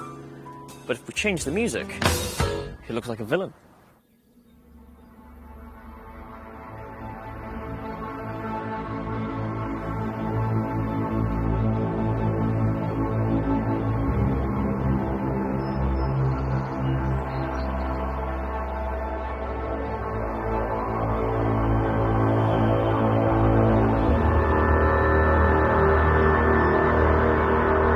And now it looks like he's grieving.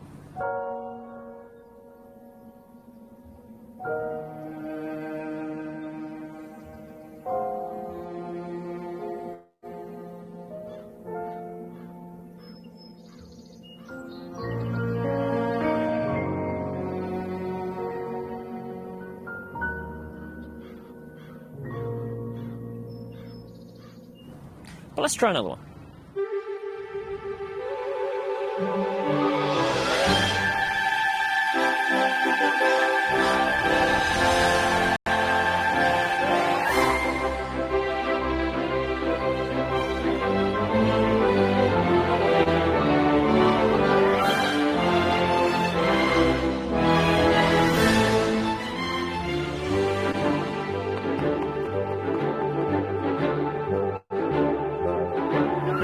The music indicates that the man is running somewhere to do something good.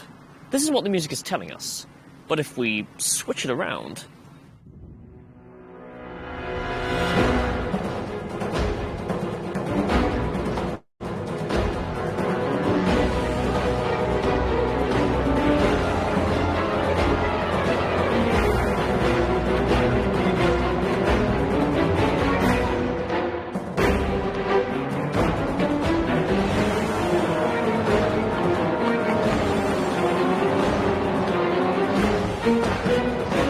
Now it looks like he's running away from something bad.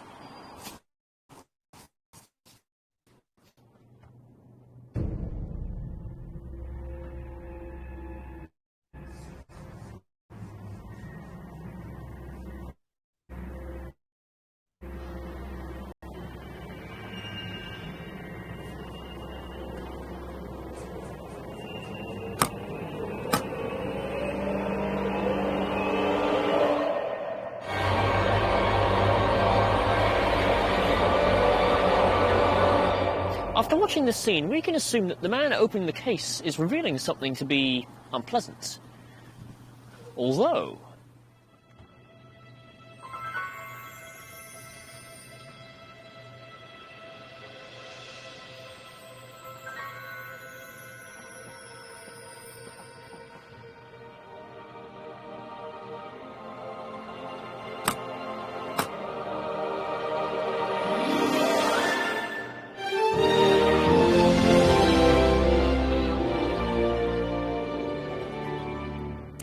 With a different soundtrack, it makes it seem as if the thing that was inside the case isn't scary, but rather upbeat and joyful. So now you get an idea of how powerful music is. Okay, so now we have an idea of how powerful music can be. So, sound and music on a film. Do we have an idea now? Are you already thinking about the kind of music, the kind of sound that will go into your film? Are you thinking about it? Let's talk about royalty-free music. So, because a lot of artists are out there now, I know a lot of us are thinking, hey, we want to produce some, for instance, Grace might decide to do one film now and say, hey, she wants to use Tiwa Savage, somebody's song gonna find me one day. Oh, don't try it though. Don't try it. They will sue your ass. Yes, they will sue you. And everything that you have. Don't try it. Okay? So unless you can get the artists to come and sing on your song, just like a lot of popular songs, a lot of popular films have done, like Lion King, they could have as well just told Beyonce to sing some songs, or just picked one of Beyonce's songs, and used it.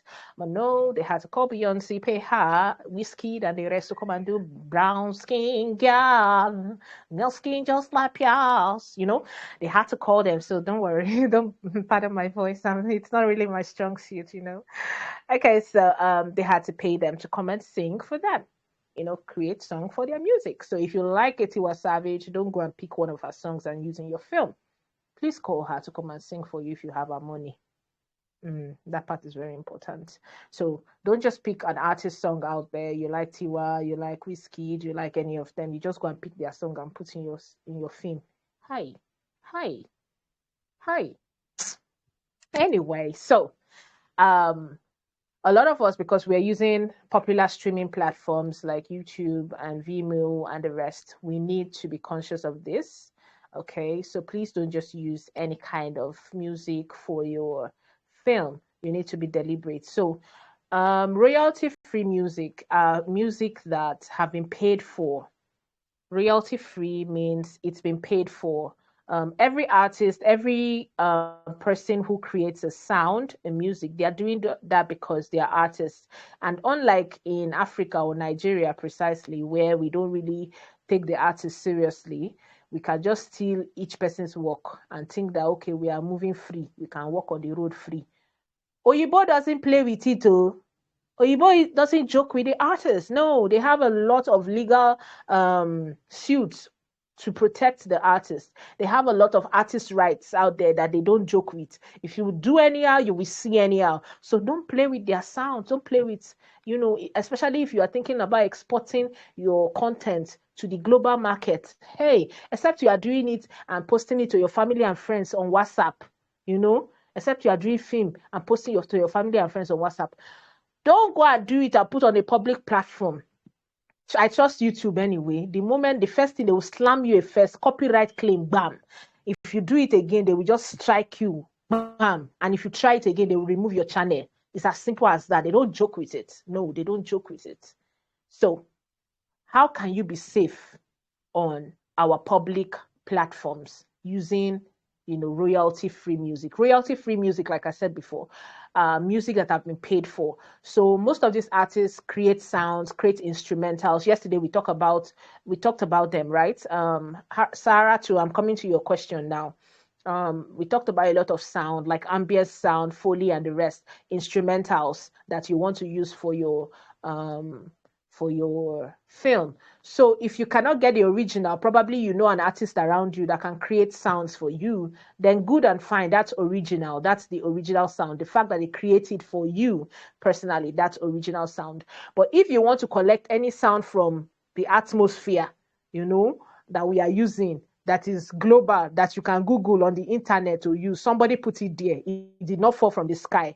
Somebody put it there. So it is either the person is selling it or has sold it to certain people. So there is a right on that There is a right on that song, on that instrumental, on that effect. Anything you are trying to get from the internet, somebody put it there. It is not just free. But if you need to get free ones, that means somebody has bought it over and has decided to give it out for free. You know, some rich people have that kind of money and they feel like, okay, well, I have so much money. Let me just support people out there. So, you know, they buy it and they give it out for free. That's what YouTube does. That's what YouTube does. So that's why I'm coming to YouTube now. Okay? That's why I'm coming to YouTube. Now, there are different types of royalty-free agreements out there, and you need to know the agreement I of have a the question. sound. Yes, please. Ask. Hello. Okay. Yes. So it's about the music. So you gave an instance where, because of copyright and patent issues, you can't just take someone's song, but you'd rather make employ his or her services for them to make a music for that particular film to suit your film. So what if you don't do that, but you want a particular song? Like, is there a way where you want a particular song they've already done, and then you see them, just like we discussed earlier, you see them, negotiate with them? I don't know if there's payment involved, but it's like, okay, I want to use your song, so this song, particular song of yours, and if I use it, I'll give you credits, like I'll acknowledge you at the end of the film. Is there a way? Because sometimes I see, when I watch animations or probably movies too, I see that there is songs that have already been recorded, done long time, and then they use them and acknowledge them. I don't know about payment issues, but that's Yes. also possible, right? Maybe It is possible, but they have paid. They have paid. They pay for it. You will pay for it. And still Yes, you will acknowledge pay them. You will still acknowledge them. Yes, I was just coming to that before before you asked now. You need to know the agreement to anything, even the supposedly free ones. You need to know the agreement that goes with that freedom. Okay? So some songs have been bought and they are given out for free. They tell you can use it for free, but with the clause, please give acknowledgement, credit to the songwriter and tag the song.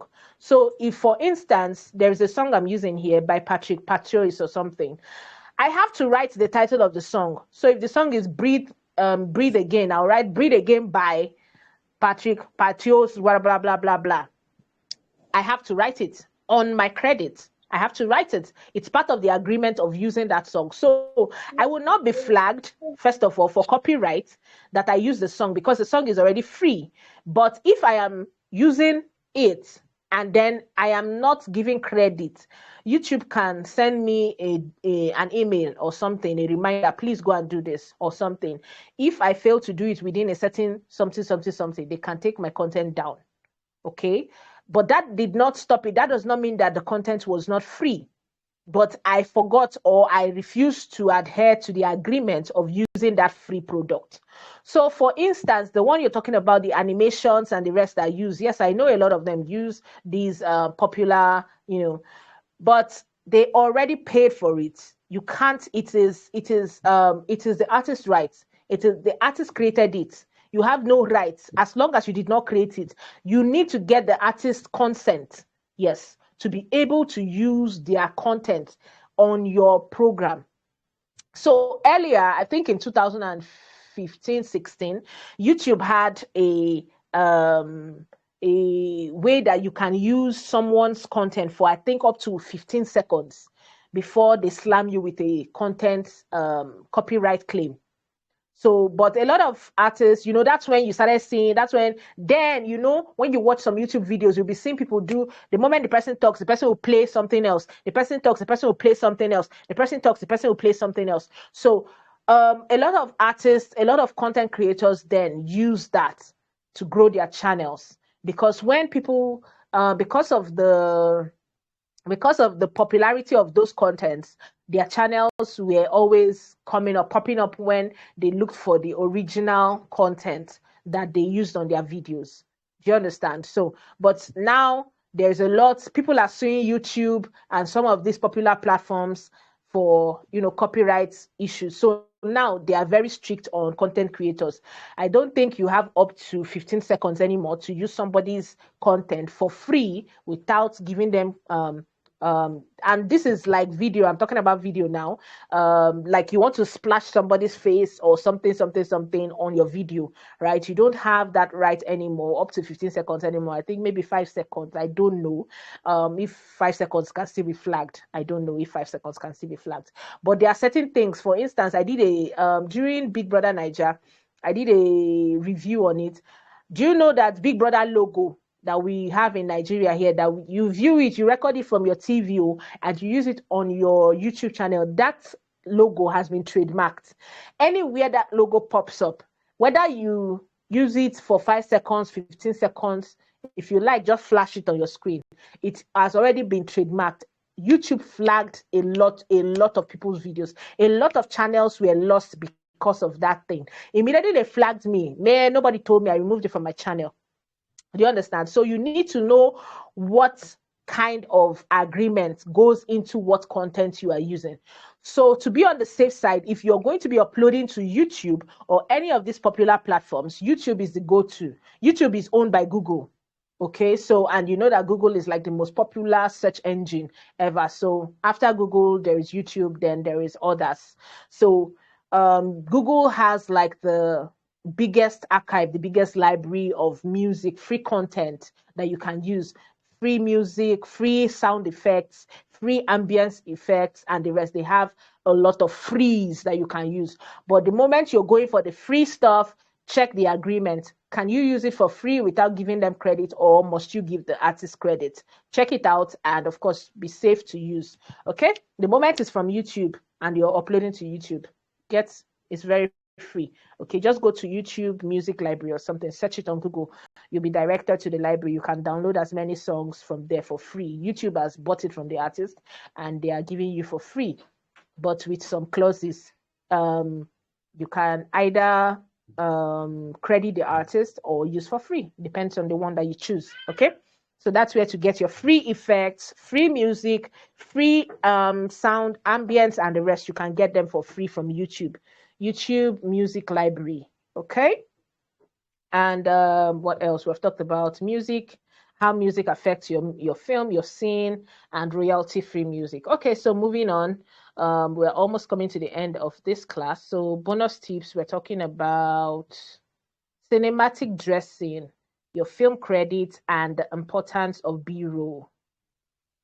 Okay, so film credits. What I want to talk about on film credits. So everybody that does anything on your set or like gives you anything for free, please credit them on your film.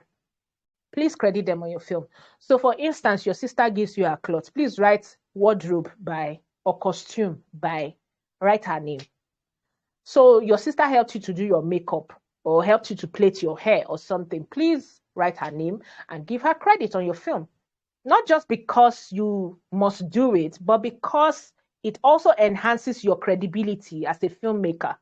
People want to see that, because our work is not just a solo work, like I've been telling a lot of us. You didn't just join this for joining sake. A lot of us, our job, this kind of job that we do is collective. It's teamwork. Teamwork makes this dream work. So anybody that contributes anything, for instance, I shot a film and I was looking for a location until a friend of mine said, come and use my living room now. Doesn't it fit what you're looking for? True to what the person was saying, her parlor was white and I needed a white. I was specific about it. That's why I had not shot all the while. I needed a white, plain white, very white, with lighting, chandeliers and the rest. And I was like, I need to get that. If not, I'm not going to shoot. And true to the word, when I went there, it fit into, all we needed to do was just to rearrange, to suit what I really wanted to get. At the end of that project, I gave credit to the family.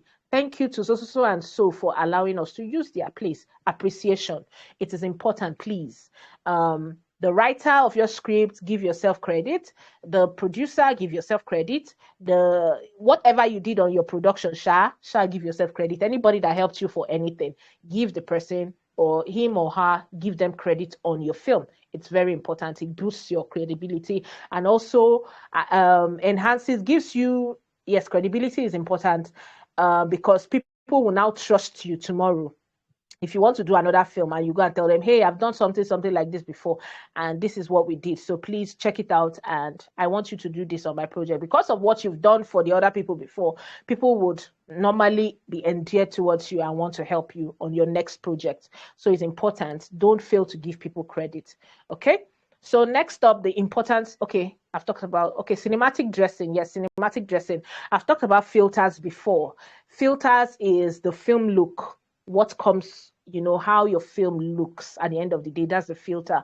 Now, cinematic look is like the black lines. You know those black lines on top and below your, can you see? I've just created like a cinematic look for myself now. So you can only see my face. Can you see what I did? Can you people still see me? Are people still on this call? Yes, Like, please. imagine from, so imagine from here up is black line, from here down is black line. So all you can see is in here, you know. So that's the black lines are cinematic lines. They're called cinematic lines. So okay, so let's try something. We can see what you're doing. Okay, so let's try something. I want to show you something on my CapCut. Yes, let's try something. Okay, so okay, this is me and my baby. Let's use this video. I want to show you some look at filters. So can you still see my screen? Can you still see my screen? I just want to show you, you know, some filters. Okay, so it's not loading quickly. Let's just leave it and go straight to effects. I want to show you some video effects. Can this thing load? I want this to be fast. Okay, so yes, did I mention that CapCut actually uses the network, your data? So except it's very important for you to use it. Okay, so except it's very important for you to use, I would suggest you use the basic ones, the Inshot and KineMaster. Then except it's very, very necessary, then you come here to use. So some film looks, I want to show you some of my favorite. We're talking about cinematic dressing, right? So sometimes you watch some films and the films open like this or like this, or close, that's close, or you know, some films open like this. Yes, this is vertical, they open like this and they want to start telling you a story, or they open like this and they want to start telling you a story. Can you see my screen? Are you seeing what I'm doing? Or probably, you know, your actor blinked or opened their eyes, you know, something like that, and you want to get like blurry focus or something here. Can you see what I'm doing? So there's the blur and then comes back, or you open like this, you know. So there is the open from the down and, you know, close. I'm just showing you some of the things that are possible with CapCut. You know, I've talked a lot about CapCut. I just need to brag about it more. You know, that's why I'm trying to do this. I just want you to have a feel, you know. So these are some of the things that are possible. You can blur, completely blur out, you know, what you want. You can also have a zoom lens. You didn't zoom, but you can zoom like this. And then take a look at this, and then we can just have this type of fish eye and the rest. Okay, so that's how CapCut works. That's how CapCut works, and there's a lot you can do with it. If you can think it, you can achieve it. So just think, let your imagination run wild.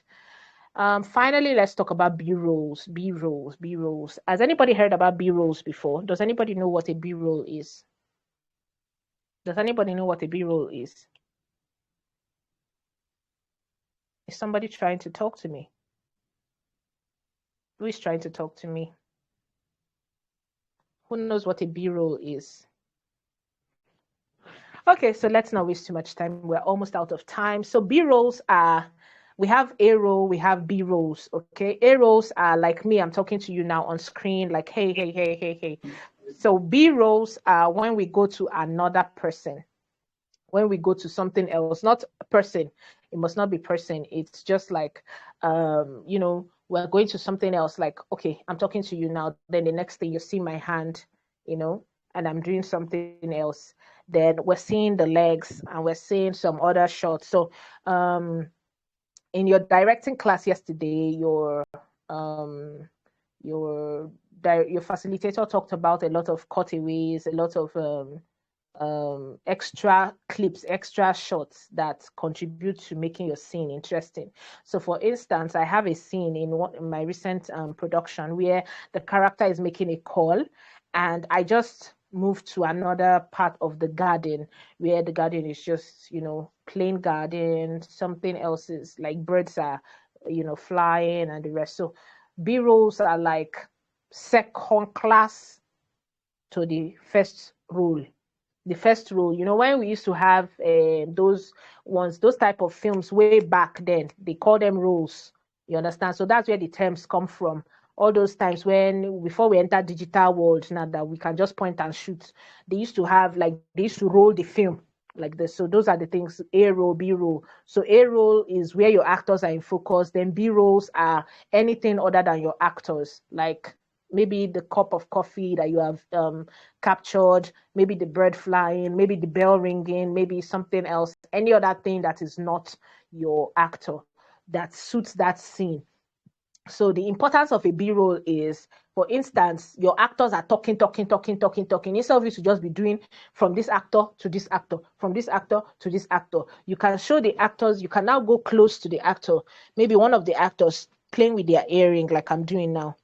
Instead of just showing, you know, the actor, their face, this one's face, this one's face, this one's face, you know, you can just go to the hand on the handbag, go to the hand on the hair, or, you know, maybe something, just play with your shots, look around the surrounding. For instance, yesterday, your costume facilitator was talking about the painting on the wall.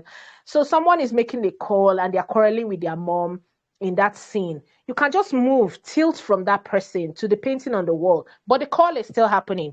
We are still in that scene, okay? So that's a B-roll. That's something, it's important to enhance your scene. So as an editor, when you have picked the person talking and there is a shot of the painting on the wall, it is your duty as the editor to join the scene of that call with the painting on the wall, with the lamp on the dresser, you know, combine all those shots together. That is your job as an editor. So with that, we've come to the end of our editing class, and this is me. Whew. Any questions? Is it very explained? Are we ready to make a film? Let me hear your readiness. Who is still on this call with me? I am. All right.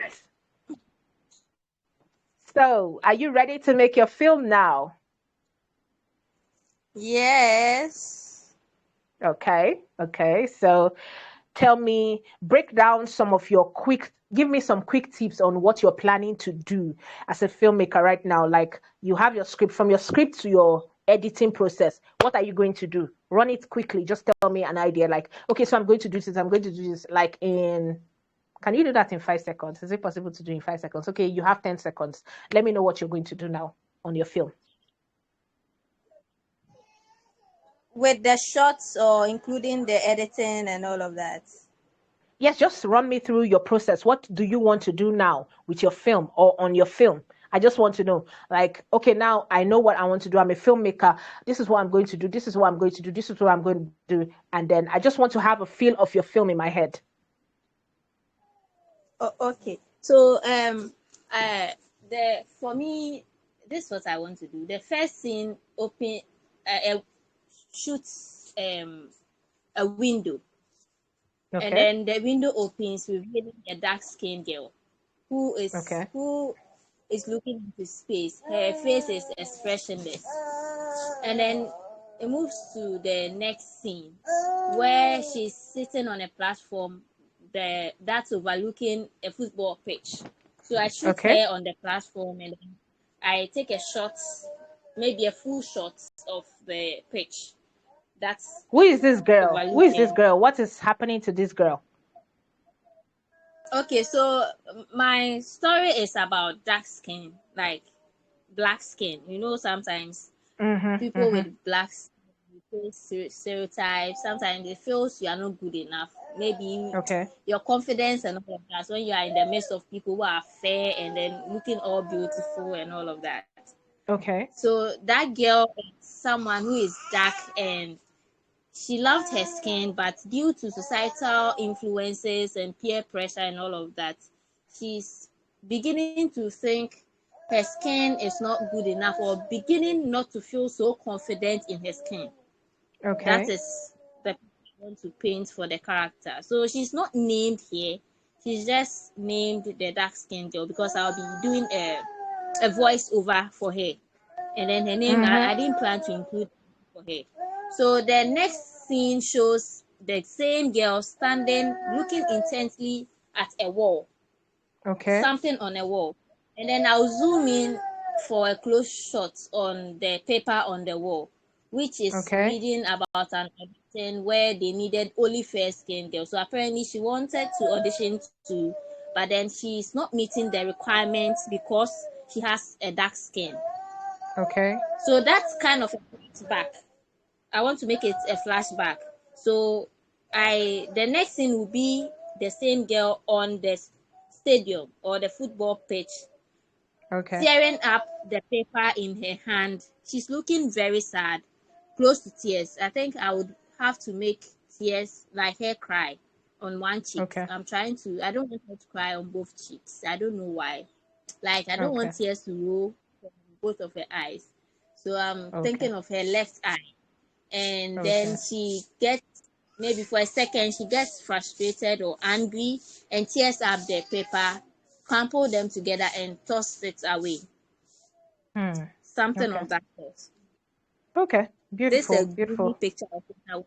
I don't know if you have some inputs, because myself it's not so clear. I'm still developing it, but for the purposes of assignments we have to present, I drafted this. I'm sure I move as I progress, and as we get our mentors to mentor us, I might change a few things. Definitely. Or maybe get some. Okay, yes. No problem. All right. So, quick tip for you.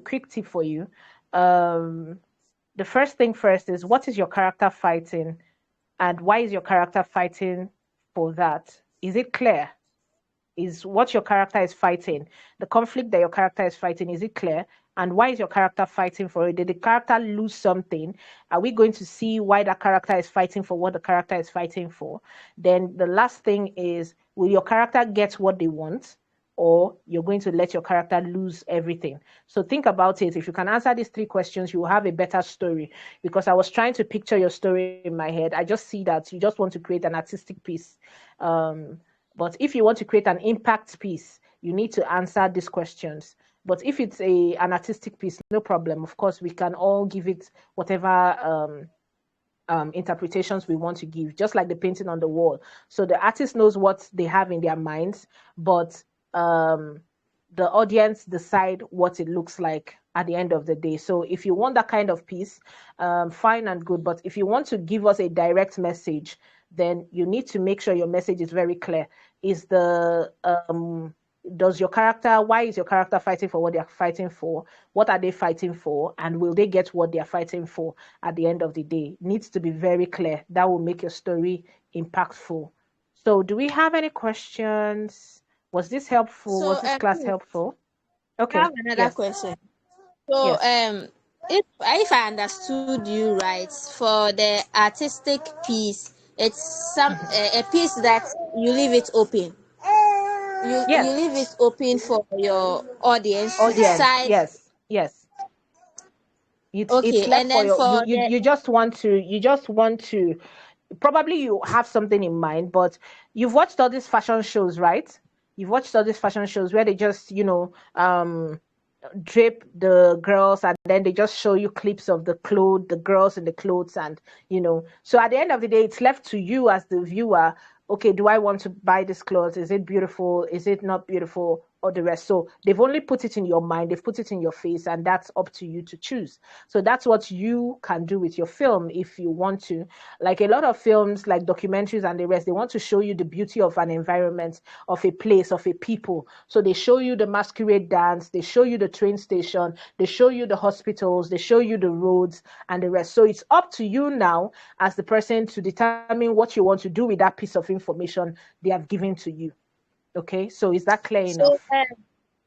yeah, it's clear, but I would like to seek your opinion. Let's just assume I'm under you are mentoring me and all of that, or like Wait till oh, tomorrow. it's just an example. Okay. So between myself, I want to go with the way you've explained it. Myself, I want to go with the artistic piece, but then I want Okay. to ask for your candid opinion, your candid input between an Okay. artistic piece and then an impact piece. When making a movie, between these two, if I'm making a movie, which one do you think would project the movie both locally and internationally? Which one are audiences looking for? Or The it's left truth for me is, to it decide? all comes down, yes, it all comes down to your creativity. There is an audience for every piece of work. There's an audience for every piece. That's the truth. Some audiences are limited, some are not. Okay. For instance, secular music is, open to everybody, but religious music is, to a certain audience. Do you understand? So impact films are also limited by their audience, but that does not mean that they don't have an audience as well. So it's up to you as the creator. What do you want to create? For who do you want to create? Do you want everybody to enjoy it, or do you want a certain type of people to enjoy it, to push your message? What exactly do you want to create? Okay. Okay. Yeah. So anybody question, contribution, confusion, feel free to ask. Are we all clear? Okay, Terry wants to speak, but she can't. Okay, Terry, you can now speak. Grace Oseka, Arafat, are we good? Are we all good? Can we end the call now? Are we good to go? Can I hear your resounding yeses? Yes.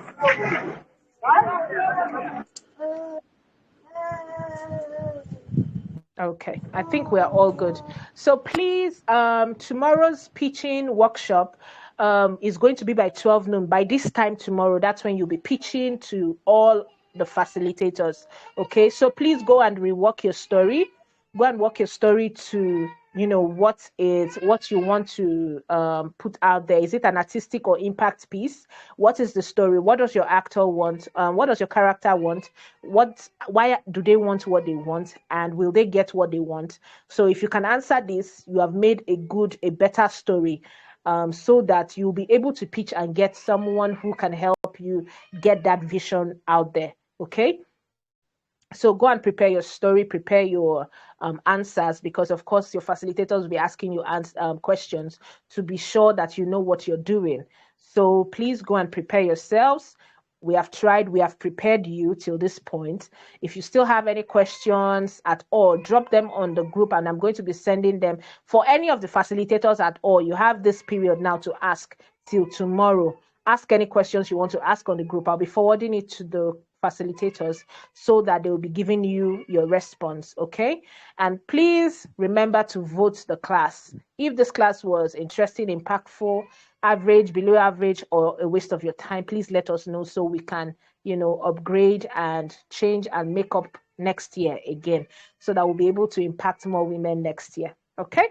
So thank you, ladies. Thank you for being part of this session. Thank you for being part of this workshop. We really do appreciate you and your time.